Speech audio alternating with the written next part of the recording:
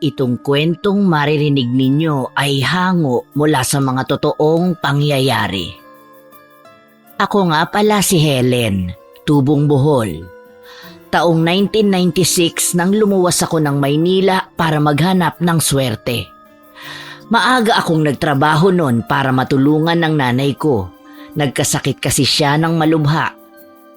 Namasukan akong katulong at hindi naging biro ang buhay ko ron.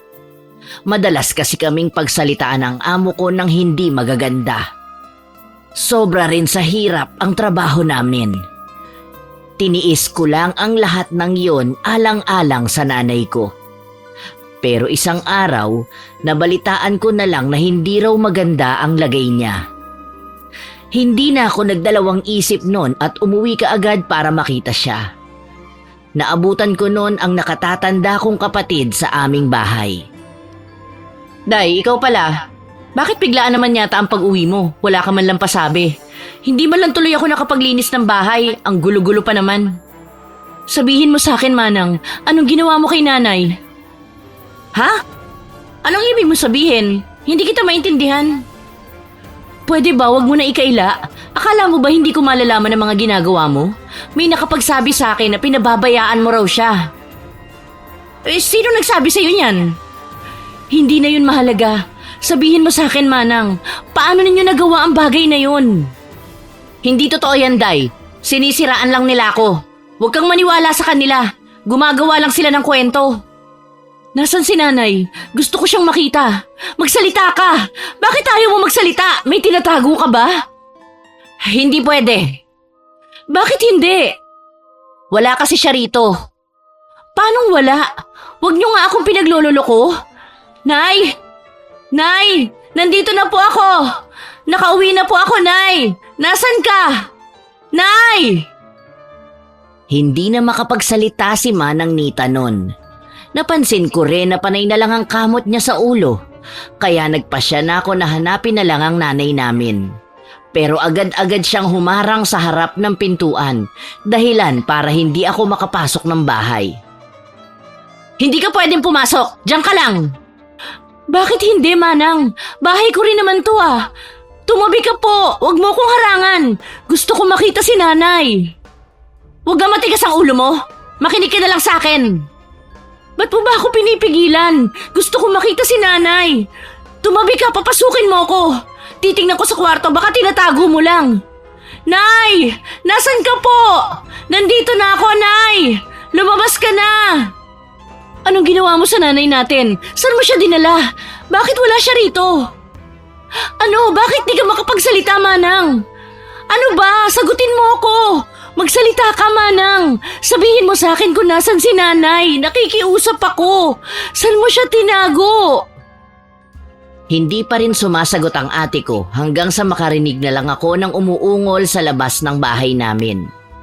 Hahanapin ko na sana kung saan ang gagaling ang tunog pero hinawakan niya na ako bago ko pa magawang umalis para lapitan kung sino ang gumagawa ng ingay na yon. Saan ka pupunta, Day? Wala kang pakialam! Bitiwan mo nga ako! Bakit ang kulit-kulit mo? Sinabi ko na nga sa'yo wala siya rito! May pakiramdam na ako noon na may itinatago siya.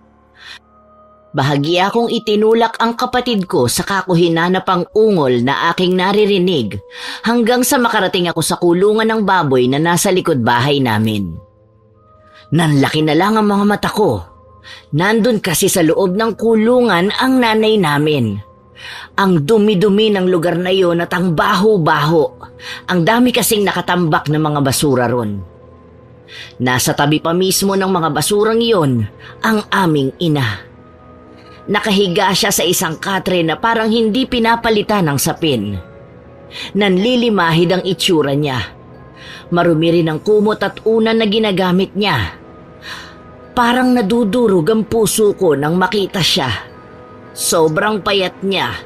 Lubog pa ang mga pisngi at litaw na litaw ang mga mata. Parang hindi siya pinapakain ng maayos. Ang gulo-gulo ng buhok. Wala rin siyang maayos na damit at butas-butas pa ang suot niya. Kitang-kita ko nang lumukot ang mukha at nangusap ang mga mata hanggang sa tumulo na ang kanyang luha. Umuungo lang siya nun. Hindi na kasi siya nakapagsasalita mula nang magkasakit siya. Nay, si Helen po ito. Nakauwi na po ako. Ba't ganyan naman ang ginawa nila sa'yo, Nay? Hindi man lang sila naawa. Inilagay ka lang dito sa kulungan tapos pinabayaan ka na. Walang iya ka, Manang! Anong ginawa mo kay Nanay? Hayop ka! Paano mo nagawa to sa sarili mong ina? Gago ka! Ibinili ko siya sa'yo kasi ang akala ko aalagaan mo siya. Pero ano tong ginawa mo? Kung itrato mo siya para siyang basura. Magpapaliwanag ako. Ano bang paliwanag ang gagawin mo, ha? Eh huling-huli ka na nga. Ano, magsisinungaling ka na naman? Hindi ka pa nakontento? Ba't ang tapang-tapang mo? Hindi mo na ginalang ang manang mo, ah. Ganyan mo talaga ako kausapin? Paanong hindi ako magagalit, Manang? Eh pinagmukha mo akong tanga. Ang sabi mo sa akin, ayos lang siya. Hindi mo siya pinababayaan. Yun pala, pinapaikot mo lang ang ulo ko. Ang kapal na mukha mo! Day, magdahan-dahan ka nga sa pananalita mo. Bakit? Ano gusto mong palabasin? Na wala akong kwentang anak? Na ikaw lang itong magaling? Bakit? Hindi ba? Hirap na hirap ako sa trabaho tapos pag uwi ko ganito ko siya madadatnan. Parang wala kang pakialam sa kung ano ang mangyari sa kanya. Porkit ba't wala na siyang silbi sa'yo kaya ba itatapon mo lang siya rito? Bawiin mo ang sinabi mo, Day. Bawiin mo! Hindi mo alam ang sinasabi mo. Ginagawa ko ang lahat na makakaya ko para maalagaan ang nanay natin. Masyado lang ako maraming ginagawa kaya hindi ko siya matutukan. Bakit? Ang akala mo ba nakaupo lang ako rito buong maghapon? Kala mo ba madali lang ang ginagawa ko? May mga responsibilidad din ako. Napapagod din ako. Tingnan mo nga ang itsura niya, Manang.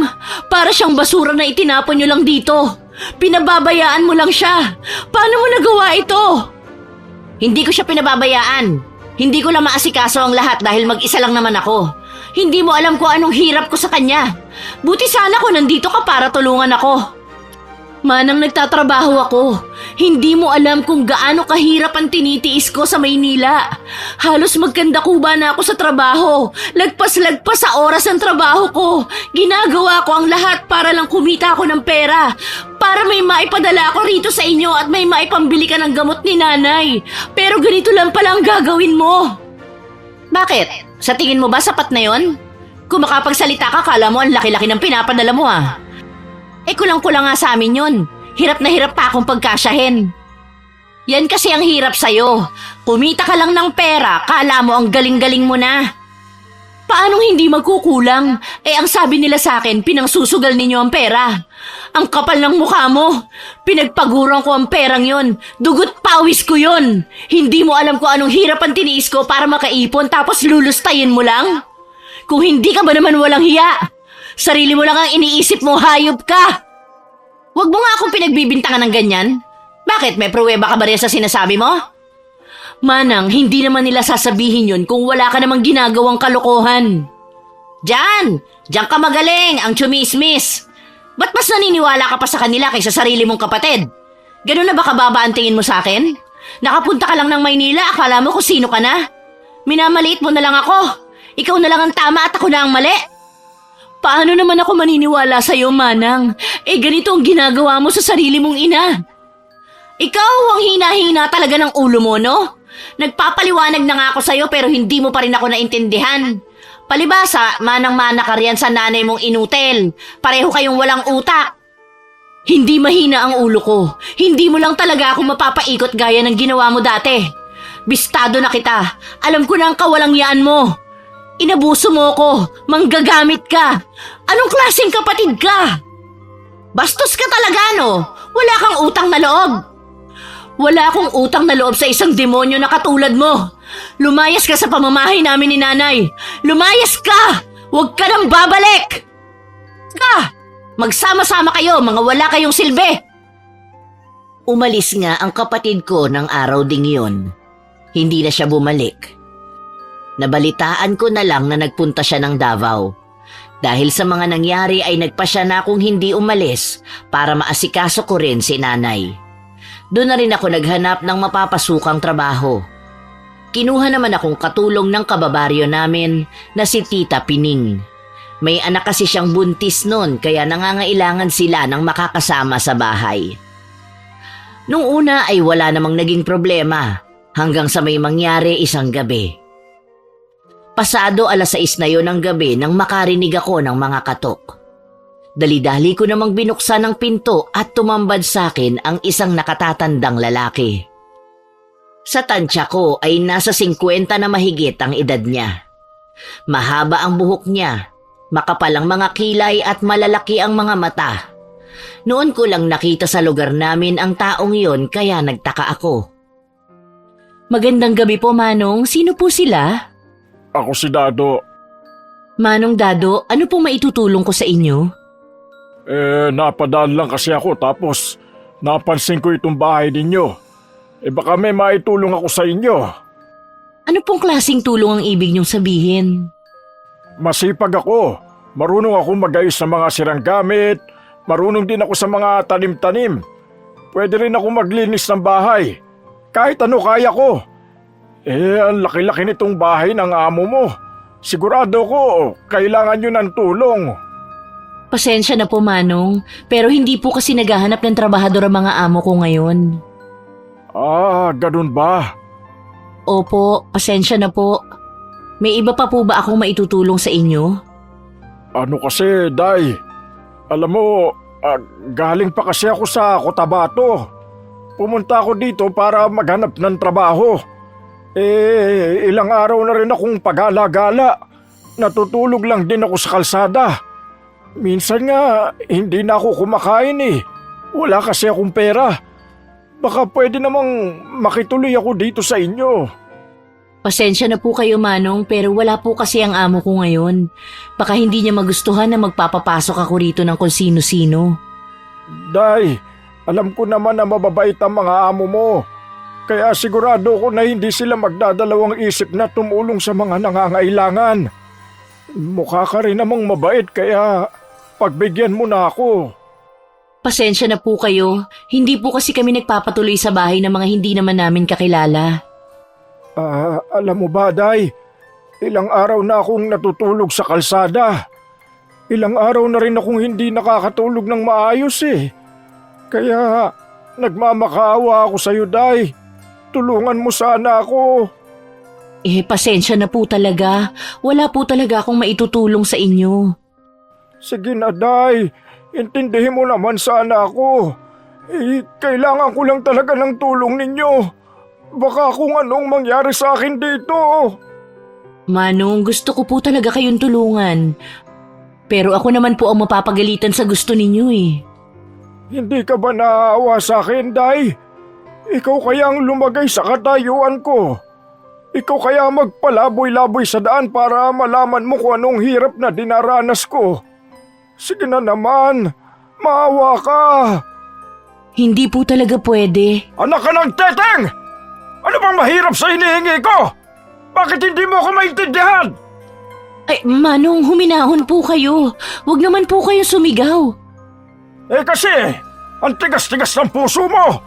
Bakit ba ganito ang ginagawa mo sa akin, ha? Ginawa ko na ang lahat. Nagmakaawa na ako. Hindi mo pa rin ako mapagbigyan? Sinusunod ko lang po ang sinabi sa akin ng amo ko. Hindi naman po ako ang masusunod. Katulong lang po ako rito. Kung ganon, sa kalsada na lang siguro ulit ako matutulog. Magtitiis na lang ako. Wala namang may gustong tumulong sa akin eh. Ang sasama kasi ng ugali ng mga tao rito. Mga walang konsensya. Pasensya na po talaga. Nagtataka talaga ako sa ikinilos ng taong yun. Pero inintindi ko na lang siya kaya hindi ko na pinatulan. Pag-alis niya ay sakto namang pagdating ni Manang Pining galing sa trabaho. Nakasalubong niya ito sa daan habang paalis. Day, sino ang matandang yon? Dayo po, tita, galing daw po ng Mindanao. Naghahanap po siya ng matutuluyan. Nagtatanong po siya kung pwede raw ba rito sa inyo. Anong sabi mo? Sabi ko po hindi. Tama lang ang ginawa mo. Mahirap na kasing magtiwala ngayon lalo na sa hindi naman natin kilala. Saka hindi ko gusto ang taong yun, parang may kakaiba sa kanya na hindi ko maipaliwanag. Ano po ang ibig niyo sabihin? Masama ang kutob ko. Mukhang hindi siya gagawa ng mabuti. Hindi naman po siguro. Huwag naman po natin siyang husgahan agad. Nakakaawa nga po siya eh. Sana nga mali ako. Sa susunod, wag mo nang iiwang nakabukas ang gate para hindi kung sino-sino ang nakakapasok. Simula nun ay kung ano-ano na ang mga nangyari sa baryo namin na mahirap ipaliwanag. Naaalala ko pa ang mga chismis na kumakalat ng mga panahong yon sa lugar namin. Sa tuwing pumapasok ako sa trabaho, ipinapakisuyo ko sa pinsan kong si Lorna ang nanay ko para bantayan habang wala ako. Mabait ang pinsan ko at wala naman siyang ginagawa kaya pumayag na rin.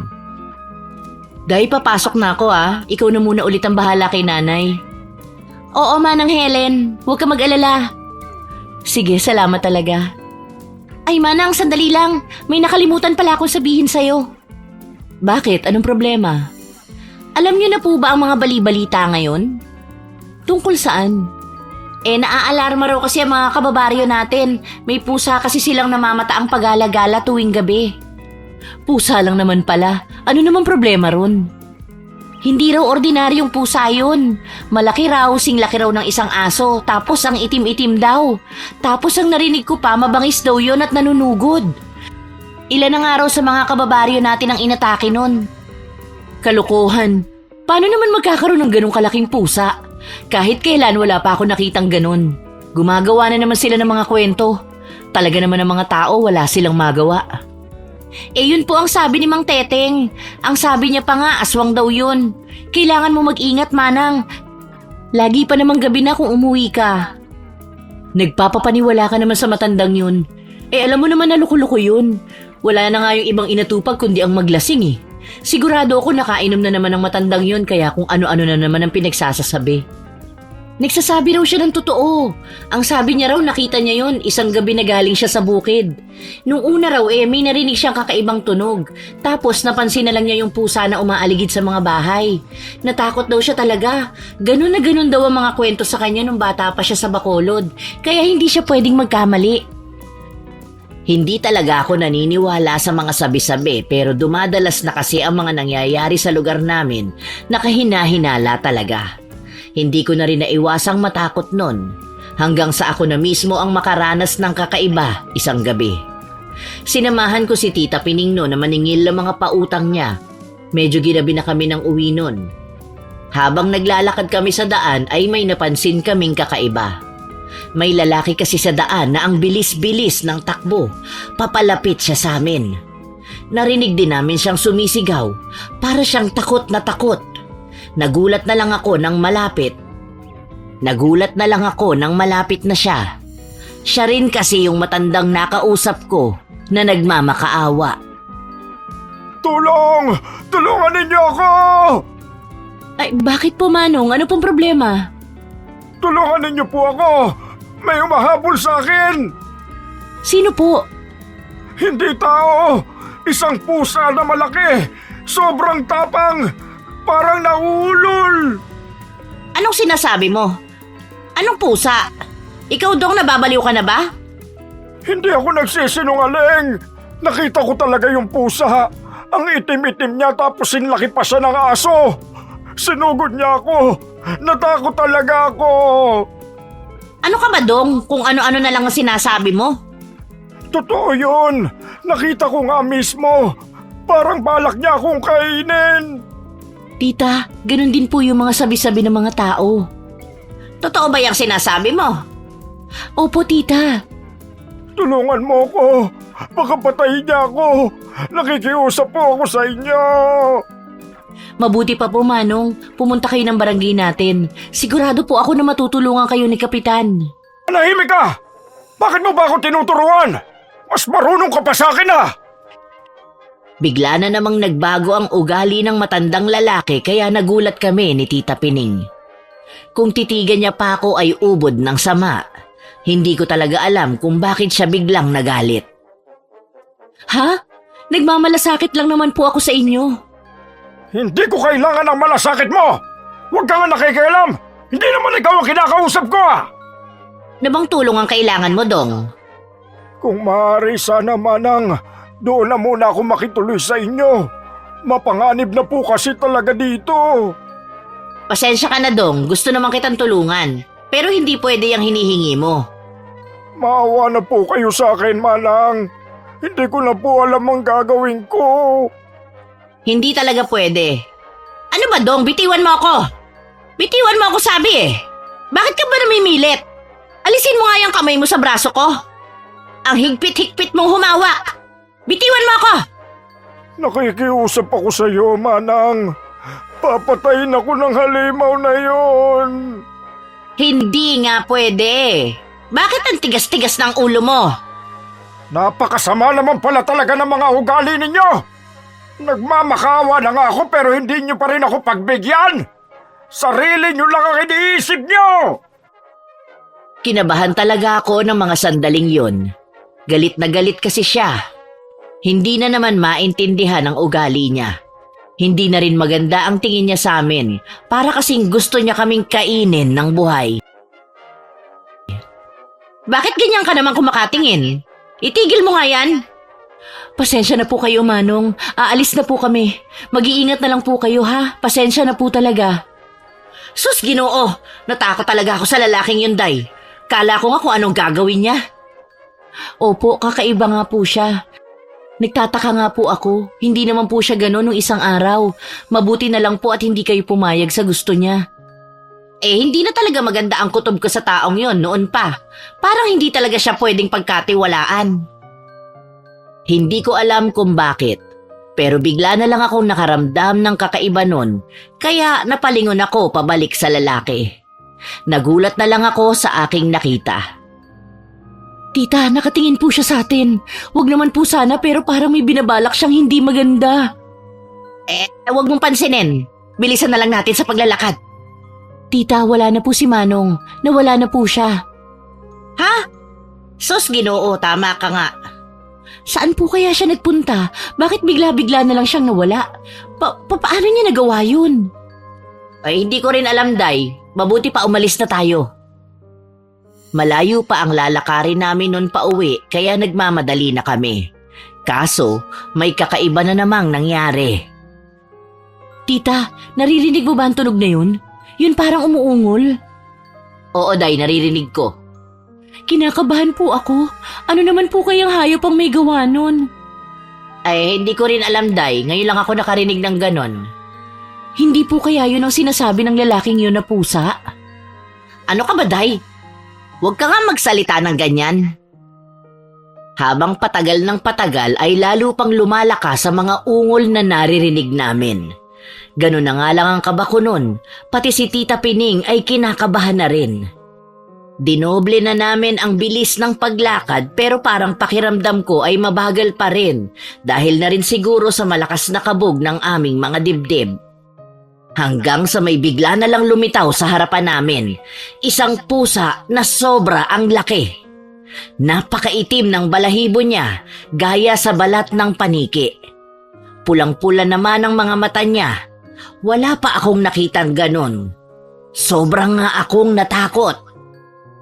Sus, Ginoo ko! Anong klaseng nilalang yan? Tita, totoo nga po ang sinasabi nilang pusa. Day, paalisin mo ang pusa na yan. Ngayon na. Ano po? Hindi ko po kaya, tita. Natatakot po ako. Ano naman ang ikinatatakot mo sa pusang gala na yan? Tita, ang sabi po kasi nila, aswang daw po yan. Tumigil ka nga, Day. Kung ano-ano na naman ang sinasabi mo. Yun po ang narinig ko, tita. Hindi po ako nagsisinungaling. Basta paalisin mo na siya. Dalian mo na. Pero tita... Ano ka ba? Sinabi ko na kang paalisin mo na eh. Pinapaalis ko naman po pero imbis na lumayo umaangil pa ang pusa na parang galit na galit. Ayan po naglalakad na palapit sa atin. Huwag mo siyang hayaan na makalapit sa atin. Pigilan mo siya. Layas, pusa! Umalis ka rin sa dadaanan namin. Alis na! Chupi! Tita! Ayaw po niyang umalis. Ano pong gagawin natin, tita? Hoy, pusa! Lumayas ka! Akala mo ba'y natatakot kami sa'yo? Lumayas ka! Lumayas kang hayop ka! Layuan mo kami! Shoo! Pero hindi natinag ang malaking pusa at parang gusto niya talaga kaming lapitan. Nanlilisik na ang kanyang mga mata at lumalabas na rin ang matutulis na ngipin. Nakita ko rin ang mga kuko niyang naglalabasan na para bang gustong mangalmot. Ayaw mo talagang umalis, ha? Humanda ka! Ano pong gagawin ninyo? Baka kalbutin ka po! Masama na ang kutob ko nun. Bigla na lang kasing dumampot si Tita Pining ng bato. Tapos tumingin siya sa pusa na parang balak niyang batuhin. Pero isa yung malaking pagkakamali. Bago pa niya makuhang batuhin ng pusa ay sinugod na siya nito. Sinagpang siya ng pusang yon. Sobrang diin ang pagkakakagat niya sa tita ko. Ayaw na nga nitong bitiwan ang kamay niya. Tumigil ka! Tama na! Tulungan mo ako, Day! Bitiwan mo siya! Walang iyo ka! Bitiwan mo! Kumuha ako ng kahoy na panghampas at pinagpapalo ang pusang yon hanggang sa pakawalan niya si tita. Nagmamadali namang tumakas ang pusa pagkatapos. Kaso, duguan na siya nun.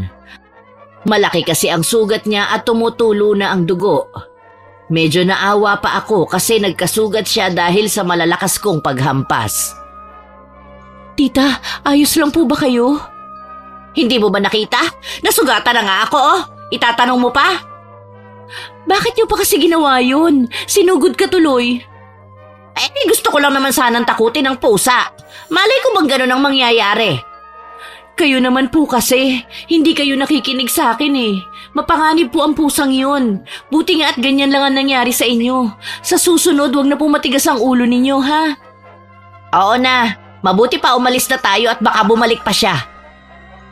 Hindi pa natapos doon ang mga kababalaghan. Nasundan agad yon ng mga sumunod na araw. Naaalala ko pa nga ang napag-usapan namin isang umaga. Tita, dinhalan ko po kayo ng gatas. Sus, Ginoo ko, ginulat mo naman akong bata ka. Naku, pasensya na po tita, hindi ko po sinasadya. Ayos lang, hindi lang talaga kasi maganda ang pakiramdam ko ngayon. Para nga ako magkakasakit eh. Kaya pala kanina pa kayo matamlay. Bakit po, iniisip niyo pa rin po ba ang nangyari nung isang gabi? Hindi lang yun, Day. May mas malaki pa akong problema. Ano po? Nang madaling araw kasi nagising kami tapos hindi na kami nakatulog. May kung anong hayop kasi kaming naririnig. Hindi ko maipaliwanag eh. Pero malaki siya tapos hingal na hingal. Nagtatayuan nga ang mga balahibo ko sa katawan. Ang ingay-ingay pa naman tapos parang nagpapaikot-ikot lang dyan sa labas ng bahay. Kailan pa po nangyari to? Mga ilang araw na rin. Pero hindi naman ganito kalala dati. Ngayon hindi na talaga kami pinapatulog nun. Baka po kung kaninong aso lang yun. Titigil din po yun. Masama ang kutob ko, Day. Paano kung hindi siya titigil? Paano kung seryosong bagay na pala to? At paano kung yun yung pusa na umatake sa atin nung isang gabi? Paano kung nasundan niya pala ako? Hindi naman po siguro. Huwag niyo na po masyadong isipin. Hindi lang kasi yun ang problema ko. Bakit po, tita? Nitong mga nakaraang gabi kasi napapansin ko talaga na merong lalaki na parang umaali-aligid sa labas. Tapos patingin-tingin sa bahay. Nakikilala niyo po ba kung sino? Hindi, Day. Madilim masyado. Hindi ko mamukaan pero masama talaga ang kutob ko sa taong yun. Hindi pa natapos doon ang mga nakakakilabot na nangyayari. Isang umaga naman, hinihintay ko na umuwi ang anak ni Tita Pining. Kaso ang tagal-tagal niya kaya hinanap ko na siya. Hindi ko na kinailangang lumayo. Nakita ko kasi siya sa kalsada sa malapit. May kausap siya noon pero napansin ko na parang hindi siya komportable kaya hindi na ako nagdalawang isip na lumapit. Nagulat na lang ako. Kitang-kita ko kasi nang bigla-bigla na lang hawakan ng taong yon si Manang. Pilit din siyang nagpupumiglas noon pero ayaw siya nitong bitiwan. Bitawan mo siya! Hindi ko inaasahan ang makikita ko.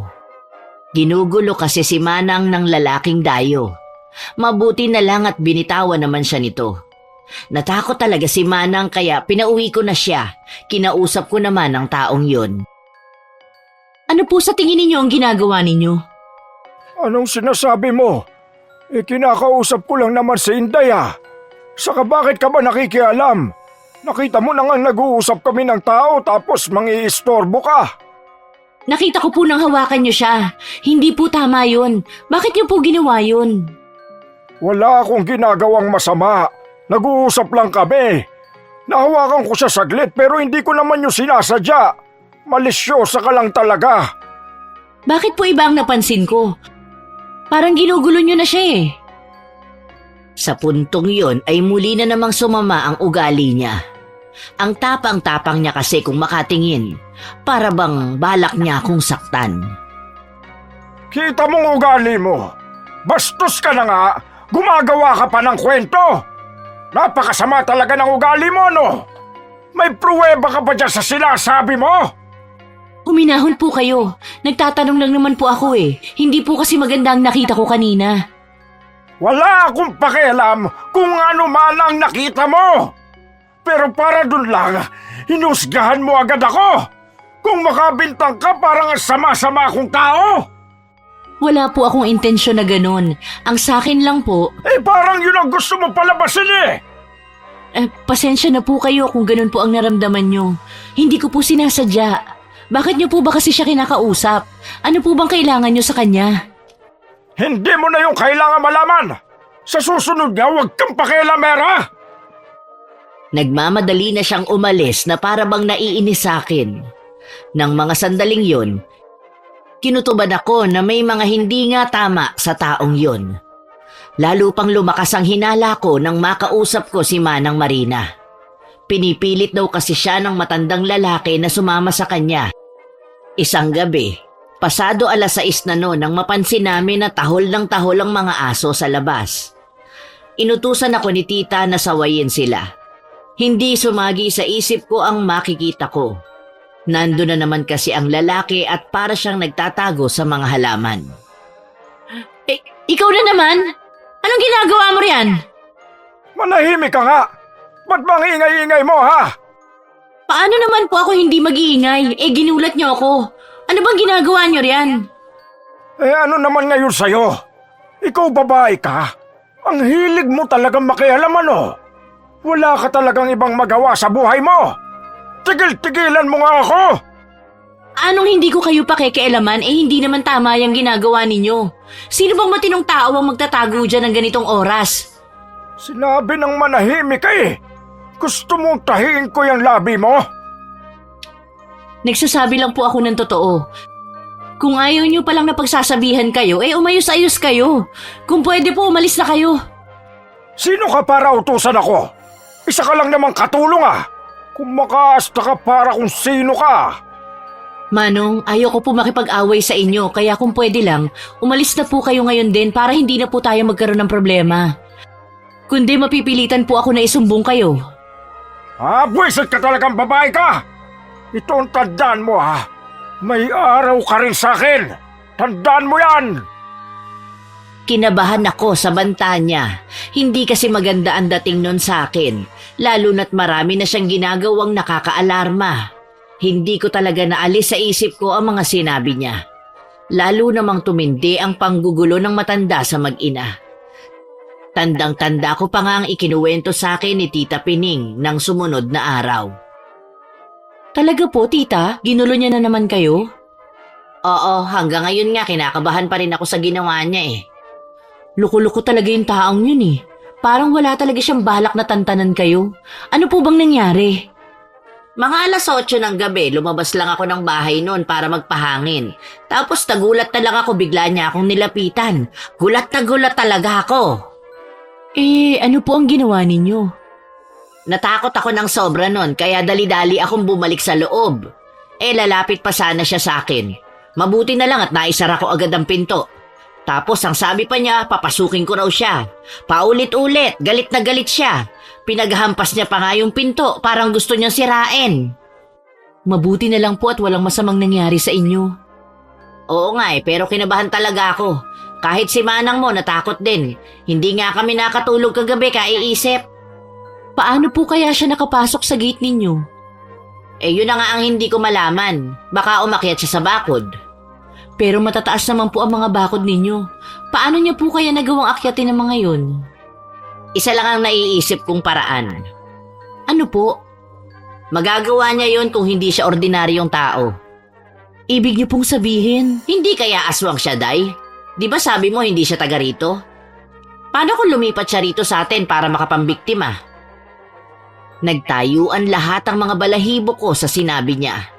Nanlamig din ang buo kong katawan dahil sa takot. sigurado po ba kayo? Hindi, pero malakas talaga ang kutob ko. Nung una pa lang hindi na talaga ako palagay sa taong yun. Kung totoo po ang hinala ninyo, kailangan niyo po na mas mag-ingat. Lalo na po si Manang. Baka kung ano pa ang gawin niya sa susunod. Tama ka. Mabuti pa siguro kung pabalikin ko na lang siya ng Maynila. Doon na muna siya sa Manang Sol niya. Mas ligtas sila ron ng apo ko kaysa rito. Hindi na nagtagal sa baryo namin ang anak niya dahil pinapunta niya agad dito sa Maynila. Ang akala ko nga ay matatahimik na ang lugar namin noon. Hindi ko alam na doon pa lang pala magsisimulang magbago ang buhay ko. Naaalala ko pa ng mabuti ang mga nangyari isang gabi. Medyo natagalan bago nakauwi noon si Tita Pining. Hinintay ko pa kasi ang sweldo ko sa kanya kaya ginabi na ako ng uwi sa amin. Hindi sumagi sa isip ko na may mangyayari palang nakakikilabot ng sandaling yun. Madilim na ang gabing yun, wala na rin katao-tao sa daan. Masama na talaga ang kutob ko ng mga oras na yun. Para kasing may hindi magandang mangyayari at hindi nga ako nagkamali. Nakita ko kasi sa harapan ang matandang lalaking yun. Nakatayo lang siya sa gitna ng kalsada at parang may hinihintay. Kinabahan na ako, lalo na nang maalala ko na ang hinala ni Tita Pining na aswang ang taong yun. Para na ngang sasabog ang dibdib ko sa kaba. Kaso wala namang ibang daan na papunta sa amin kaya nilakasan ko na lang ang aking loob. Nakahinga lang ako ng maluwag nang malampasan ko siya. Akala ko kasi ay hindi na niya ako guguluhin. Laking gulat ko na lang nang mapatingin ako sa kanya. Sinusundan na pala niya ako. Bakit mo ako sinusundan? Anong sinasabi mo, ha? Bakit naman kita susundan? Huwag mo nga akong pinaglololoko. Alam ko ang ginagawa mo. Hindi kita sinusundan. Ano naman na mapapala ko, ha? Nagkataon lang na dito rin ako pupunta. Sinungaling ka. Anong akala mo sa akin, tanga? Ilang beses mo nang ginugulo ang mga amo ko, tapos sasabihin mo sa akin na nagkataon lang na sinusundan mo ko? Ikaw kung wala ka nga magawang maganda, pwede ba wag mo ko idamay? Pinagbibintangan mo talaga ako. Hindi mo naman ako kilala. Pwede ba umalis ka na lang at layuan mo na ako? Ikaw babae ka? Ang lakas-lakas naman ang loob mo para pagsalitaan ako ng ganyan. Saan ka nakakakuha ng tapang mo, ha? Hindi ka ba natatakot sa akin? Kakaiba na talaga ang kinikilos niya noon kaya nagbalak na akong umalis. Pero hindi niya nagustuhan ang pag-iwas ko. Sandali! Kinakausap pa kita! Pakiusap, tumigil ka na. Huwag mo na akong uling susundan. Kung ayaw ko, bakit? May magagawa ka ba? Ano bang problema mo, ha? Hindi mo ba alam na nakakaperwisyo ka na? Ikaw ang problema ko. Akala mo ba, basta-basta ko na lang kakalimutan ng lahat ng mga ginawa mo? Sinira mo lahat ng plano ko. Alam mo ba yon? Hindi kita naiintindihan. Nagmamahang-mahangang ka pa talaga, ha? Wala talaga akong alam dyan sa sinasabi mo. Kaya kung pwede lang, tumigil ka na at lubayan mo na ako. Binilisan ko na talaga ang takbo ko noon. Hindi nga ako tumigil hanggat hindi ako nakakauwi sa amin. Sobra kasi akong nabahala sa kanya. Pagka-uwi ko ng bahay ay sinalubong ako ng pinsan ko. Manang, ano pong nangyari? Bakit pawis na pawis ka? Para pong hinabol ka ng malaking aso. Hindi, wala to. Napagod lang ako sa trabaho. Kumusta naman ang nanay? Ayos naman siya, Manang. Ayun, natutulog na. Maraming salamat sa lahat ng tulong mo, Day. Sige, umuwi ka na. Alam ko namang marami ka pang kailangang gawin, saka para makapagpahinga ka na rin. Manang, sigurado ka ba talaga na walang problema? Para kasing namumutla ka eh. Ayos ka lang ba talaga? Oo, Day. Huwag mo ko alalahanin. Ipapahinga ko lang to. Kung ganun po, tutuloy na ako. Sige, mag-iingat ka pa uwi ha. Hindi pa nakalalayo ang pinsan ko nang marinig ko siyang para siyang takot na takot. Panay ang sigaw niya sa akin kaya napalabas ako nang wala sa oras. Bakit, Day? Anong problema? Manang, may tao kasi ako napansin kanina lang. Nandiyan siya sa labas, parang nakatingin siya rito. Kinilabutan ako sa sinabi niya. Sumagi rin agad sa isip ko ang taong yon. Muli na naman akong ginapangan ng takot. Ay, sigurado ka ba riyan sa sinasabi mo? Oo, Manang. Hindi ako pwede magkamali. Kilala mo ba kung sino? Hindi eh. Hindi ko masyadong naaninag ang mukha niya. Mabuti pa tingnan na lang natin kung sino. Sigurado ka ba riyan, Manang? Paano po kung masamang tao yun? Huwag kang matakot. Hindi naman natin pwedeng baliwalain kung nandyan nga siya sa labas. Tara na. Nakaalis na yata siya. Pero Manang, sigurado ako sa nakita ko. Oo, naniniwala ako sa'yo. Alam ko naman na hindi ka gagawa ng kwento. Sige Manang, aalis na rin ako. Ayaw mo ba na dito na lang muna matulog? Hindi na. Sige, kung yun ang gusto mo. Mag-iingat ka. Huwag mo ko alalahanin. Kayo ang mag-ingat, Manang. Masama talaga ang kutob ko sa taong yun.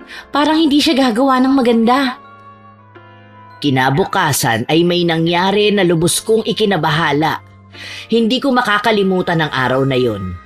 Kauuwi ko pa lang ng bahay noon nang salubungin ako ni Lorna. Manang, mabuti po at nakauwi na kayo. Kanina pa kasi may naghahanap sa inyo eh. Nandun po siya sa loob. Ha? Wala naman ako inaasahang bisita. Sino raw siya? Dadu raw po. Ang sabi niya kaibigan niya raw po kayo. Pakiramdam ko noon ay parang narinig ko na ang pangalan na yun pero hindi ko naman maalala kung saan.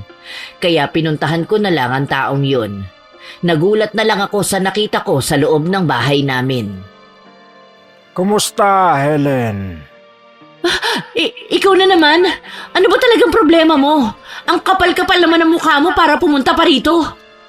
Huminahon ka lang, Helen. Binibisita lang naman kita eh. Ang ganda pala ng bahay niyo, ano? Siguro, masarap tumira dito. Ano bang kailangan mo, ha? Yung nanay mo, napansin ko na parang mahina siya. Anong sakit niya? Walang yaka. Huwag na huwag mo siyang pakikialaman. Layuan mo siya. Sinasabi ko talaga sa'yo. Ano ka ba, Helen? Nagtatanong lang naman ako. Kung makapagsalita ka naman eh, para namang may gagawin akong hindi maganda sa kanya. Walang yaka. Walang yaka talaga. Napakasungit mo naman. Ganyan mo ba itatrato ang kaibigan mo, Helen? Hindi ako nakikipagbiruan sa'yo. Mabuti pa umalis ka na ngayon din. Kundi tatawag ako ng tanod. O siya, sige Helen. Babalik na lang ako sa susunod. Kinilabutan ako sa sinabi niya. Naalala ko kasi ang ginawa niya sa amo ko. Walang duda na kaya niya ring gawin yon sa amin. Alalang-alala talaga ako ng mga sandaling yon. Kinabukasan, agad-agad kong kinausap ang pinsan ko tungkol sa nangyari. Daya, alis na ako. Babantayan mong mabuti si nanay, ha? Oo, Manang. Akong bahala rito. Huwag kang mag-alala. Huwag kang basta-basta magpapapasok ng kahit sino dito sa bahay. Lalo na kung di mo naman kilala. Bakit? May problema po ba? Tungkol ba ito dun sa nangyari nung isang araw? Oo, tama ka. Sino ba talaga ang taong yun? Bakit siya nangungulit? Hindi ko rin alam, Day. Pero kakaiba talaga ang taong yun. Mag-iingat kayo sa kanya. Hindi siya pwedeng pagkatiwalaan. Pag tinangka niyang pumunta rito, palayasin mo siya agad. Maliwanag ba? Oo, Manang. Ako nang bahala. Dali-dali ko rin kinausap si Tita Pining tungkol sa bagay na yon nang marating ko ang bahay nila. Tita, hindi na po ba kayo ginugulo ng lalaki? Hindi na, Day. Simula nang makaalis na rito ang manang mo. Hindi ko na siya ulit nakita. Umalis na yata yon. Mabuti na rin yon. Simula kasi nung dumating siya, nagkagulo-gulo na ang buhay natin. Siya ang may dala ng lahat ng malas.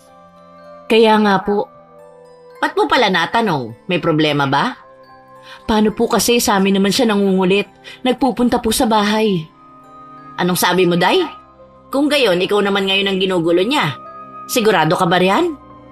Opo, siya po talaga yun. Hindi po ako pwedeng magkamali. Luko-luko talaga ang taong yun. Wala na siyang ginawang tama. Ano naman kaya ang balak niya sa'yo at ikaw naman tong ginugulo niya? Hindi po maganda, tita. Nung nakausap ko po kasi siya, galit na galit siya. Parang balak niya pong gumanti sa akin. Hindi ko nga po alam kung bakit eh. Wala naman po akong kasalanan sa kanya.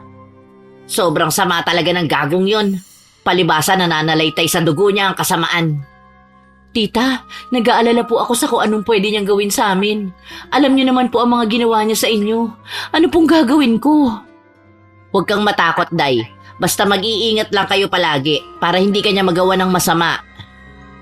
Nang mga panahong yon ay lalo pang lumala ang mga nangyari. Pasado 7:00 pa lang ng gabi nun. Nagtutupi ako ng mga damit nang nakarinig ako ng malakas na kalabog. Para bang may malaking bagay na nahulog sa bubong namin. Nung una ay hindi ko lang pinansin pero maya-maya ay nakakarinig na rin ako ng kakaibang tunog. Day, ano kaya yung maingay sa bubong? Kanina pa yan ah.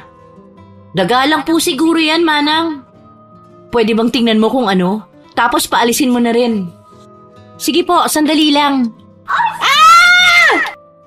Day, ano nangyari? Bakit ka sumisigaw? Manang, may nakita kasi akong tao sa bubong. Ha? San banda? Wala naman ah. Sigurado ka ba rin sa sinasabi mo? Oo, Manang. Kitang-kita ko talaga ang itsura niya. Nakakatakot talaga, maniwala ka. Kilala mo ba kung sino yun? Hindi ko kilala. Mahaba ang buhok niya tapos ang itim ng mukha. Tapos mahaba ang mga kuko. Yung mga mata niya ang lalaki. Tapos kakaiba rin ang kilos niya. Para siyang nahihibang. Hindi kaya na malikmata ka lang o baka pagod ka? Hindi, Manang, hindi. Nakita ko talaga. Isang halimaw yun. Mukhang alam ko na ang sinasabi mo. Hayop siya. Talagang wala siyang balak na tantanan ako. Sinong tinutukoy mo, Manang? Wala. Mabuti pa pumasok na tayo sa loob. Simula pa lang yon ang mga mangyayari pa. Natatandaan ko rin ang ginawa niya isang hapon. Nang makauwi kasi ako sa bahay ay naabutan ko ang dayo sa labas ng bahay namin. Nainis na talaga ako kaya hindi na ako nagdalawang isip na kumprontahin siya. Nandito ka na naman? Hindi ba sinabi ko layuan mo na kami? Hindi ka ba talaga marunong umintindi? Hindi ba sinabi ko naman sa'yo, Helen, na babalik ako? Ikaw, nananadya ka ba talaga? Bakit ba ang kulit-kulit mo ha? Tumigil ka na sinasabi ko sa'yo.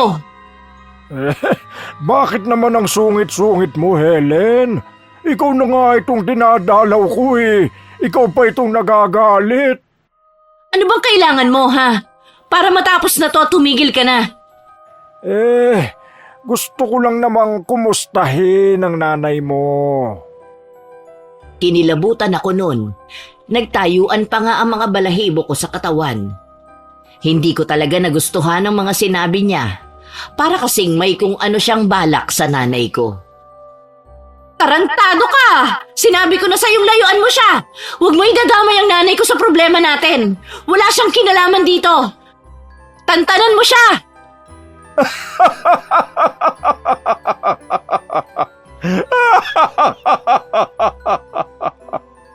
Anong nakakatawa? Manong, parang awa mo na. Layuan mo ang nanay ko. Kung ano man ang balak mo sa kanya, huwag mo nang ituloy. Nakikiusap ako sa'yo. Pero hindi pa rin niya ako kinausap. Tawa lang talaga siya ng tawa. Para siyang wala sa sarili. Nasundan pa ang panggugulo niya ng sumunod na araw. Hinding-hindi ko malilimutan ang ginawa niya. Nasa bahay lang ako ng araw na yon. Wala kasi akong trabaho nun. Manang, ayos ka lang ba? Parang malalim po kasi ang iniisip mo. Hindi, wala to. Iniisip mo pa rin ba ang lalaking yun? Ay, oo eh. Nag-aalala kasi ako sa sinabi niya nung isang araw. Natatakot ako, Day. Parang may kung ano siyang bala kay nanay. Bakit naman niya po babalakan ng masama si Tia? Hindi mo kasi siya kilala. May mga ginagawa talaga ang taong yun na mahirap ipaliwanag. Tinatakot ka lang niya siguro. Huwag ka masyado mag-alala. Hindi, Day. Hindi mo naiintindihan. Hindi lang siya basta nananakot. Masama talaga ang pakiramdam ko sa mga kilos niya. Hayaan mo. Magiging maayos din ang lahat. Sana nga. Nang walang ano-ano'y biglang umiyak ng malakas si nanay sa kwarto. Kinabahan talaga ako noon kaya agad-agad ko siyang pinuntahan. Nakita ko siya na parang hindi mapakali. Sobra-sobra nga ang pag-aalala ko noon sa kanya. Nay, bakit po? May masakit po ba sa inyo?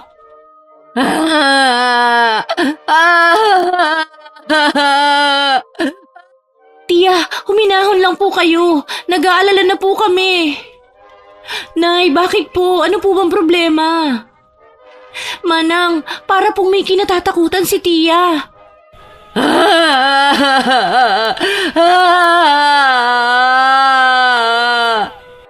Nay, wag po kayo matakot. Nandito lang po kami ng apo ninyo. Hindi po namin kayo pababayaan. Manang, parang tinuturo niya po ang bintana. Doon ako kinutuban ng masama. Dali-dali naman akong kumilos at nilapitan ng bintana. Hinawi ko ang kurtina at doon nga'y tumambad sa akin ang taong yun. Nanlamig talaga ang buo kong katawan sa takot. Parang kanina pa kasi siya nakasilip sa amin. Lalo namang lumakas ang iyak ng nanay ko. Ano sa tingin mo ang ginagawa mo, ha? Bakit ka nandyan? Bakit hindi ka umiimik? Ano bang kailangan mo? Umalis ka nga riyan. Itigil mo nga yung pagsilip-silip mo rito. Sagutin mo ang tanong ko. Anong ginagawa mo riyan? Sobrang tigas talaga ng ulo mo. Hindi ka talaga titigil? Manang Helen, anong gagawin mo? Diyan ka lang. Bantayan mo si nanay. Dumiretso ako sa kusina namin at kumuha ng kutsilyo saka ako lumabas ng bahay para harapin ang taong yun. Kahit kumakabog sa kaba ang dibdib ko, tinapangan ko ang pagharap sa kanya. Wala kaming ibang aasahan kundi ang mga sarili namin kaya ayokong magpakita ng kahinaan. Walang yaka! Anong binabalak mo sa nanay kong tarantado ka? Tinitingnan ko lang naman ang nanay mo, Helen. Sira ulo! Sinabi ko na sa'yong layuan mo siya! Ano ba talagang gusto mong hayop ka? Gusto ko lang siyang malapitan. Pwede ba? Manigas ka! Hindi ako papayag na gawin mo yun! Bakit nagagalit ka na agad? Nagtatanong lang naman ako eh. Pwede ba? Wala akong panahon sa mga kalokohan mo. Tumigil ka! Umalis ka na ngayon at baka hindi ako makapagpigil eh masaksak pa kita! Sa tingin mo ba, Helen, kaya mong gawin yon? Hinahamon mo ba ako? Binabalaan kita ah. Huwag mo nang hintayin na magalit ako. Umalis ka na!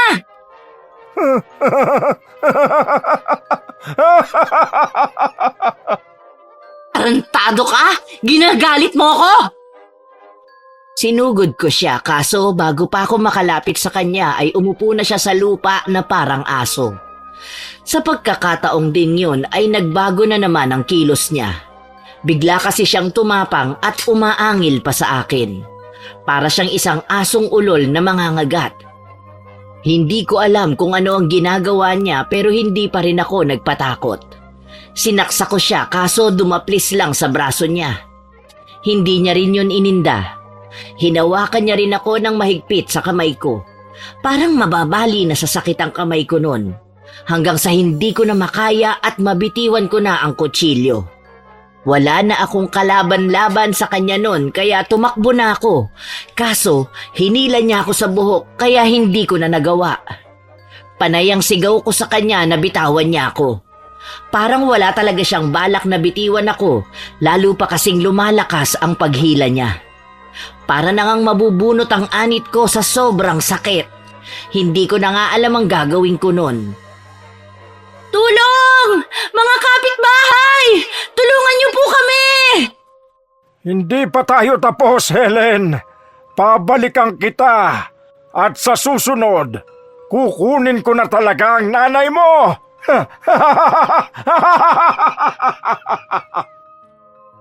Nagmamadali nang umalis ang matandang lalaki. Pero kahit wala na siya ay naiwan pa rin ang matinding takot sa dibdib ko. Sinundan ko pa siya ng tingin habang papalayo. Matanda na siya pero ang bilis niyang kumilos. Ang bilis niyang maglakad. Mabilis din siyang tumakbo. Manang, ayos ka lang ba? Oo, Day, ayos lang. Pasensya ka na hindi kita natulungan agad. Nagulat kasi ako sa kinikilos ng taong yun. Hindi mo kailangan humingi ng tawad. Naiintindihan kita. Manang, nakakabahala na talaga ang taong yun. May saltik talaga siya sa ulo. Nakakatakot. Hindi siya tao. Hindi yun gawain ng isang normal na tao. Anong ibig mo sabihin, Manang? Tama nga yata ang sinasabi ni Tita Pining. May isa demonyo nga ang taong yun. Isa siyang aswang. Anong sabi mo? Aswang siya? Totoo ba? Day, masama talaga ang taong yun. Wala siyang kasing sama kaya hindi na ako nagdududa na halimaw nga siya. Kung totoo ang sinasabi mo, nasa panganib nga po si Tia. Manang, ang alam ko mahilig ding mambiktima ang mga aswang na matatanda na may sakit. Kaya siguro gano'n na lang siya makatingin kay Tia. Siya pala talaga ang punteriya niya. Manang, nakita ko ang itsura niya kanina. Galit na galit talaga siya. Paano kung balikan niya ulit tayo? Paano kung galawin niya si Tia? Hindi ko hahayaan na gawin niya yun. Anong balak mong gawin, Manang? Samahan mo ko. Gusto kong magsumbong kay Kapitan. Pumunta nga kami sa barangay para mag-report. Naniwala naman sa amin si Kapitan at inutusan ng mga tanod na hulihin ng dayo. Kaso nung mga araw na yon ay hindi na nila mahagilap ang taong yon. Hanggang isang gabi, humahangos si Lorna noon nang pumunta siya sa amin. Manang Helen! Manang Helen! Oh, Day, bakit? Nakita ko yung lalaking gumugulo sa inyo. Talaga? Kung ganun, puntahan na natin sila Mang Nestor. Dali-dali namang tumugon sa hiling namin ang matandang kapitbahay namin. Sinamahan rin kami ng isa pa naming kababaryo noon kaya hindi na kami nagsayang ng panahon. Medyo malapit na sa gubat ang lugar na yon na sinasabi ni Lorna kung saan ay doon daw niya nakita ang matandang lalaking nanggugulo sa amin. Napakaraming mga puno at wala pang kabahay-bahay. Sigurado ka ba, Day, na nakita mo talaga siya rito? Oo, Manang, dito talaga siya pumunta. Dito yata talaga siya nagtatago para hindi siya makita ng mga tanod. Nagsimula na kaming maghanap. Hindi naman nagtagal nang mapansin ni Mang Nestor ang isang lalaki sa damuhan. Hindi nagkamali si Lorna. Nakita kong lumabas mula sa makakapal na damo ang matandang lalaki. Kung tumingin pa nga siya sa akin noon ay parang gusto niya akong kainin ng buhay. Kinakabahan talaga ako noon. Anong kailangan ninyo? Siya po yan! Hulihin niyo na po siya bago pa po siya makatakas. Sumama na lang po kayo sa kanila, Manong. Hindi! Wala kayong karapatan na gawin ito! Nakalimutan niyo na po ba ang lahat ng pananalbahe na ginawa ninyo? Sobra-sobra na pong dahilan yon para ireklamo namin kayo. Kung dati hinahayaan lang namin kayo, ngayon hindi na. Bitiwan ninyo ako! Bitiwan ninyo ako! Tumigil na po kayo. Wala pong magagawa ang pagmamatigas nyo. Leche ka talagang babae ka! Napakasalbahe mo talaga! Ako pa talaga ang salbahe? Eh kayo nga tong nanggugulo. Sandali lang! Nagkakamali kayo! Wala akong ginagawang masama! Huwag kayo maniwala sa sinasabi ng lecheng yan! Sinisiraan lang ako ng babaeng yan! Pinapaikot lang kayo niyan! Palibasa kasi, matindi ang galit niyan sa akin! Tumigil na po kayo, Manong. Alam na po nila ang lahat-lahat ng ginawa ninyo. Pati na rin ang panggugulo ninyo sa mga amo ko. Itatanggi niyo pa rin po ba yun? Buwisit ka! Talagang kinakalaban mo kung hayop ka! Dapat yun lang pong pagbayaran ng mga ginawa nyo. Dalhin niyo na po siya, mga Manong. Sandali! Pakinggan niyo muna ako! Bakit niyo ginagawa sa akin to? Siya nga ang dapat na hinuhuli ninyo! Tama na po, Manong. Huwag na po kayong gumawa ng kwento. Makinig kayo. Ako pa nga sinaktan ng hinayupak na yan eh. Alam niyo ba ang ginawa niya sa akin? Sinaksak niya lang naman ako sa braso. Tapos pinagbantaan niya pa ako. Sinasabi ko sa inyo, balak talaga akong patayin ang babae na yan. Sinungaling! Ang lakas naman ng loob mong baliktarin ako. Hindi ko magagawa ang binibintang ninyo. Pinagtanggol ko lang ho ang sarili ko laban sa inyo. Tumigil kayo! Bitiwan niyo ko! Mga walang hiya! Bakit ba kayo naniniwala sa babaeng yan? Nakikiusap ho ako sa inyo. Sumama na lang po kayo ng mapayapa. Hindi! Hindi ako makakapayag! Ang akala mo ba panalo ka na? Hindi pa! Nagsisimula pa lang tayo, Helen! Bigla na lang siyang nagpumiglas nun. Pilit siyang hinahawakan ng mga tanod pero sobrang lakas niya. Hanggang sa makawala na lang siya at agad-agad niya akong sinugod.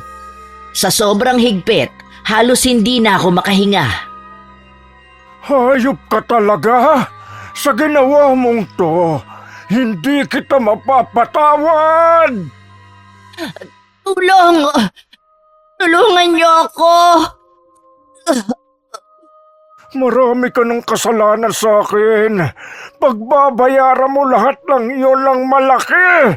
Sinusumpa ko! Tumigil po kayo! Bitawan niyo si Manang! Hindi talaga siya bumitiw. Nakita ko na lang na kumuha ng pamalo si Lorna at ipinukpok sa ulo niya. Sa pagkakataong yun ay hindi na siya nakapalag. Kinuha nila si Mang Dado at dinala sa barangay. Ang akala ko nga ay matatapos na ang mga problema ko noon. Pero hindi pa rin pala. Isang umaga, narinig ko na lang na sumisigaw si Lorna. Nang makita ko rin siya ay pawis na pawis at hingal kabayo. Para siyang tumakbo ng malayo. Napansin ko rin na parang nag-aalala siya. Manang! Manang! Oday, anong problema? Bakit parang may humahabol sa'yo? Manang, hindi ka maniniwala. Huminahon ka muna. Sabihin mo sa akin anong nangyari. Si Mang Dado, nakita ko siya kanina. Sinusundan niya ako. Ha? Paano naman mangyayari yun? Di ba hawak na siya ng barangay? Hindi ko po alam, pero sigurado ko na siya yun. Habang nag-uusap kaming magpinsan, ay sakto namang dumating din si Tita Pining. Day, alam niyo na ba ang nangyari? Hindi po tita, bakit po? Ang sabi sa akin nakatakas daw yung dayo. Po, kung ganun totoo nga na sinundan niya ang pinsan ko. Ginawa niya yon? Walang iya talaga ang taong yon. Balak niya pa yatang isa-isahin kayo ah. Paano po nangyari yon tita? Hindi po ba marami silang nagbabantay sa kanya? Ba't naman hinayaan lang nila siyang makatakas? Alam naman nila kung gaano kadelikado ang taong yun. Bakit pinakawalan lang ng barangay? Kagabi raw, nagulat daw si Nestor kasi kakaiba raw ang kinikilos niya. Salita raw ng salita na hindi naman maintindihan. Pinatatahimik niya raw pero ayaw namang tumigil. Maya-maya raw, bigla na lang siyang bumagsak tapos nangisay-ngisay daw. Lalapitan pa lang sana niya pero bumangon na raw agad. Sinubukan daw niyang pigilan pero ang lakas daw niya, itinulak lang siya. Nakatakas daw pero hinabol nila hanggang sa makarating sila sa gubat. Kaso bigla na lang nawala, hindi na rin nila alam kung saan nagpunta. Tapos ilang sandali pa, may bigla na lang daw lumabas, yung malaking pusa. Inatake raw sila nun, kinagat pa nga si Ador sa leeg. Nasa hospital pa nga raw siya ngayon eh. Ang akala ko po umalis na sa lugar natin ang pusang yun, hindi pa rin pala. Malakas ang kutob ko day na siya ang pusang yun. Nagsimula lang naman manggulo ang pusa nung magpakita rin siya sa lugar natin eh. Manang, natatakot ako. Paano po kung balikan niya ulit ako? Sigurado nagalit siya sa akin dahil sa ginawa ko. Baka saktan niya ako, Manang. Huwag ka matakot, Day. Poprotektahan kita. Hindi ko hahayaan na masaktan ka ng taong yun. Pero anong gagawin natin? Mag-iisip ako ng paraan. Maghahanap din ako ng makakatulong sa atin. Huwag kang mag-alala. Lumapit ako noon sa isang matandang manggagamot sa kabilang baryo. Tinuruan niya naman ako ng mga proteksyon na gagawin. Binigyan niya rin ako ng mga pangontra. Pero sa kabila ng mga ginawa naming pag-iingat, ay hindi pa rin tumigil ang mga panggugulo sa amin. Nagising na lang ako isang gabi dahil sa mga ungol. Agad akong nakaramdam ng kaba nun. Malahalimaw kasi ang mga tunog na yun. Para namang galit na galit ang kung sinong gumagawa nun. Nagising na rin si Lorna nun dahil sa sobrang ingay. Manang, gising ka pa ba? Oo, Day. Manang, naririnig mo ba yun? Huwag kang maingay. Huwag mo nalang pansinin. Matulog ka na ulit. Nakinig naman sa akin ang pinsan ko. Sinubukan ko na ring matulog nun pero kahit anong pilit ko ay baliwala. Hanggang sa magulat na lang kami dahil may nagkalampagan sa labas ng bahay. Ang lakas na talaga ng kabog ng puso ko nun. Manang, ano yun? Shh! Huwag kang maingay. Dito ka lang. Titingnan ko. Manang, mag-iingat ka. Dahan-dahan akong bumangon at pumunta sa sala namin. Takot na takot talaga ako nun pero pilit kong nilakasan ang loob ko at lumapit sa bintana namin. Sumilip ako ron at nanlaki ang mga mata ko sa natunghayan ko. Kitang-kita ko kasi ang mapupulang mata na nasa labas. Parang mata yun ng demonyo. Halos maiyak na nga ako noon sa tindi ng takot ko. Buong gabi kaming hindi nilubayan ng halimaw na yun. Hindi na nga kami nakatulog ng pinsan ko. Kahit nga umaga na ay balisang-balisa pa rin kami sa nangyari. Day, hindi ka man lang ba kakain? Wala pa akong gana, Manang. Masama kasi ang pakiramdam ko. Para nga akong magkakasakit eh. Naku, Day, hindi pwedeng ganyan. Ano na lang ang sasabihin sa akin ng tatay mo na pinababayaan kita? Kumain ka kahit na konti lang. Paano naman ako makakakain, Manang, sa lagay natin? Manang, sigurado ako na si Mang Dado ang nakita mo kagabi. Huwag ka nga mag-isip ng ganyan. Hindi siya yun. Malamang kung anong hayop lang yun na naligaw rito sa atin.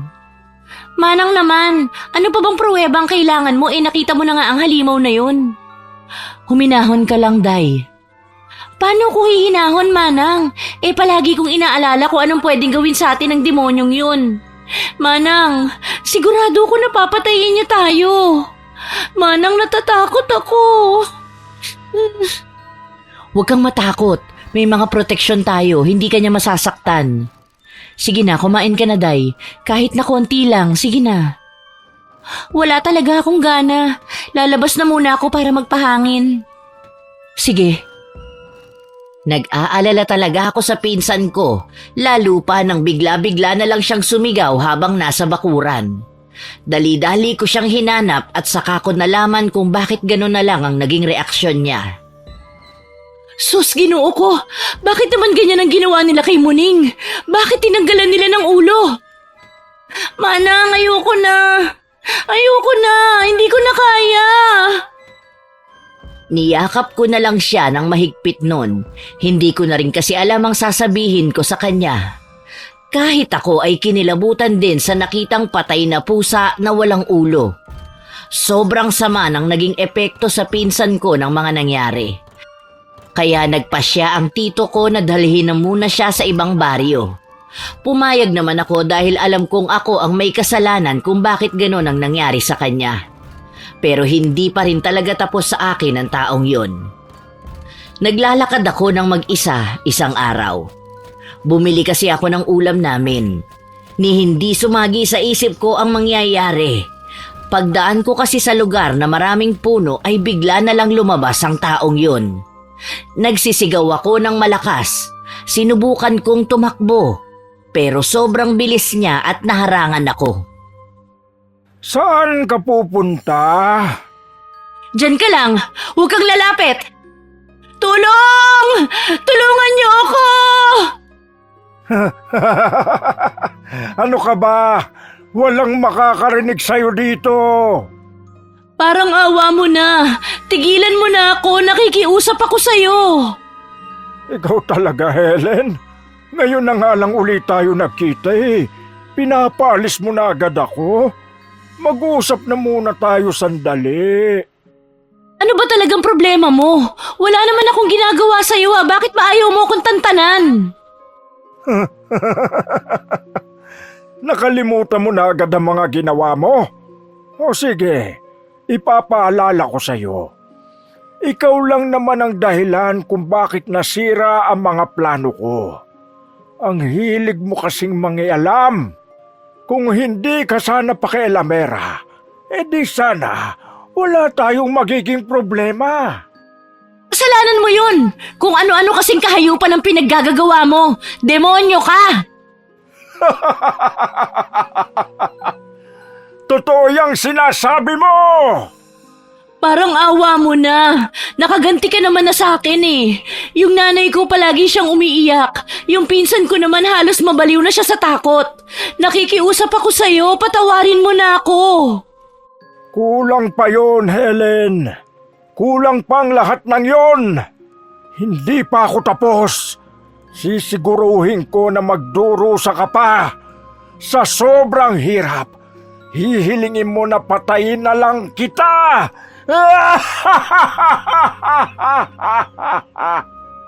Napakasama mo talaga. Napakatapang mo pa rin, Helen. Sa kabila ng lahat, talagang hindi ka pa rin natatakot. Pero tignan natin kung hanggang saan niyang tapang mo. Walang iya ka. Ano na naman binabalak mo? Hayop ka! Malalaman mo rin. Tinutuon niya ang mga banta niya. Nangyari yon isang gabi. Pasado 6:00, nagsara na ako ng buong bahay at nagsaboy ng asin sa gilid-gilid ng mga bahay. Pero nagulat na lang ako nang may marinig akong tumatawag sa akin. Nang tingnan ko ay si Manang Lourdes pala yun. May nagsabi raw sa kanya na may nangyari raw na masama kay Tita Pining at kailangan ko siyang puntahan. Nag-alala talaga ako noon kaya binilin ko muna kay Manang ang nanay ko at agad-agad kong pinuntahan ng matanda. Pero nang makarating ako ron at nang lumabas si Tita ay mukhang ayos naman siya. Ano ba yung sinasabi mo, Day? Ayos lang ako. Ang sabi po sa akin ni Manang Lourdes, may umatake po sa inyo. Wala! Hindi ba't sabi ko naman sa'yo na wala nang gumugulo sa akin? Hindi mo na ako kailangang alalahanin. Ganun po ba? Hindi ka na nadala sa babaeng yun. Di ba mahilig talaga yun sa mga chismis? Kahit anong chismis papatulan niya kahit na hindi totoo. Sige po, uuwi na po ako. Iniwan ko kasi ang nanay ko sa kanya eh. O sige na, umuwi ka na. Sa susunod, huwag ka nang maniniwala ron. Naiinis akong umuwi. Ang laking problema kasi ang dinulot sa akin ni Manang kung nagkataon. Bala ko talaga siyang pagsabihan nun pero naabutan ko siya sa labas ng bahay namin na nakadapa. Wala na siyang malay nun. Dali-dali ko siyang nilapitan. Pilit ko siyang ginigising pero hindi na magising. Napansin ko na may kagat siya sa leeg. Parang kagat ng aso. Takang-taka talaga ako hanggang sa marinig kong umuungol si nanay. Halos lumaktaw ang puso ko noon sa kaba. Wala naman akong sinayang na panahon. Pumasok ako ng bahay at dumiretso ng kwarto. Para akong binangungot noon sa nakita ko. Nasa ibabaw kasi ng nanay ko ang isang napakaitim at napakalaking pusa. Kitang-kita ko kung paano niya kagat-kagatin ang nanay kong iyak ng iyak. Galit kong sinigawan ng pusa at binugaw. Napalingon sa akin ang pusa. Saka ko palang napansin na duguan na ang bibig niya. Ganun na rin ang leeg ng nanay ko. Kaagad ko namang kinuha sa bulsa ang supot ng asin. Sinaboy ko yun sa pusa at dali-dali naman siyang lumabas ng bahay. Tinulungan ako ng mga kapitbahay namin na dalhin ang nanay ko at si Manang Lourdes sa ospital. Mabuti na lang at nakaligtas sila. Hindi naman ganun kalalim ang sugat na gawa ng kagat ng pusa sa kanila. Pero hindi ko na talaga mapapalagpas ang ginawa ng hayop na yon. Kaya nang sumunod na gabi rin ay lumabas ako ng bahay namin para hanapin at patayin siya. Hindi naman ako nabigo. Ilang sandali kasi ay napansin ko ng parang may sumusunod sa akin. Pagtingin ko nga rin ay si Manong Dado ngayon. Ang lakas naman talaga ng loob mong lumabas Magpapakamatay ka na ba? Ha, Helen? Nagkakamali ka. Narito ako para ako mismo ang pumatay sa'yo. Nagpapatawa ka ba? Sa tingin mo magagawa mo yon? Nahihibang ka na yata Mamatay ka ng demonyo ka! Agad kong kinuha ang supot ng asin sa bulsa ko at inihagis sa kanya. Hinagis ko talaga ang buong supot sa kanya na binutasan ko pa para sumambulat sa kanya ang laman. Pero hindi niya ininda. Tawa pa nga siya ng tawa nun. Paano mong... Kala mo ba, mapapatay mo ko gamit yan? Kinuha ko naman sa tagiliran ko ang isang patalim na gawa sa tanso. Binigay yun sa akin ni Tita Pining. Hindi ako nag-alinlangang sugurin siya noon. Sinaksa ko siya pero sinalo niya lang ang kamay ko. Kinuha niya lang din ang kutsilyo sa akin nang walang kahirap-hirap sa kanya itinapon. Yan lang ba ang kaya mo, Helen? Kung ganon, ako naman! Wala na talaga akong laban sa kanya kaya tatakbo na sana ako. Kaso natakot na ako nang makita ko siyang naupo sa lupa at naging isang pusang itim. Sinugod niya ako. Wala akong nagawa nun. Natumba ako sa lupa at kaagad niya akong pinatungan. Balak niya rin akong kagatin sa leeg nun pero naiharang ko ang bisig ko sa kanya. Kaso dun niya na ako kinagat. Napasigaw na lang ako. Sobrang sakit nun para akong tinusok ng maraming bubog. Pero hindi ako sumuko. May nakita akong bato nun malapit sa akin na pinilit kong abutin, saka ko ipinukpok sa ulo ng pusang yun. Binitawan niya ako. Dali-dali ko namang hinanap ang patalim. Nang makita ko yon ay agad-agad ko na sana yung kukunin. Pero muli na naman akong kinagat ng halimaw sa kaliwa ko namang kamay. Parang madudurog na ang buto ko nun sa sakit. Naisip ko namang tusukin ang mata niya nun kaya nakawala ulit ako. Sa pagkakataong yon ay nakuha ko na ang patalim. Ako naman ang sumugod sa kanya habang namimilipit pa siya sa sakit. Sinaksa ko siya sa leeg. Binaon ko talaga yon ng husto sa laman niya. Katakot-takot nga na sigaw ang narinig ko sa halimaw. Bumagsak siya sa lupa nun pero laking gulat ko nang makabangon pa siya. Susubukan pa sana niyang tumakas pero kumuha ako ulit ng bato at ipinukpok ko ulit sa ulo niya. Halos hindi na makagalaw ang halimaw pero pilit pa rin siyang tumakas. Hahabulin ko pa sana pero naisip ko na baka matuluyan kong patayin. Nakaramdam din ako ng awa. Pero naisip kong kapag sinugod pa niya kami ulit ay talagang tutuluyan ko na siya. Naisip kong natuto na rin ng leksyon ang matandang aswang na yon na parang wala na talaga sa sariling pag-iisip. Nang ikwento ko yon kay Tita Pining ay nagalit talaga siya sa akin. Nababaliw na raw ako pero maswerte akong hindi ako napahamak. Noon ko palang naisip na grabe talaga ang ginawa ko. Tumigil na ang mga kababalaghan sa baryo namin simula nun. Nakabalik na rin sa baryo ang pinsan ko at naging maayos na ang lagay niya. Unti-unti ring gumaling ang nanay ko sa sakit niya. Hanggang sa magawa na rin niyang makaupo at makapagsalita. Hindi na rin naulit ang mga nakakikilabot na mga karanasang yun at mula noon ay hindi na talaga nagbalik ang matandang lalaki. Hindi ko alam kung ano na ang nangyari sa kanya. Kung namatay man siya, wala na akong pakialam. Siguro ay dapat lang yun sa kanya kaysa naman makapambiktima pa siya ng iba. Marami pong salamat sa pagbabasa ng liham ko, Lola Telang. Ako po ulit ito, si Helen.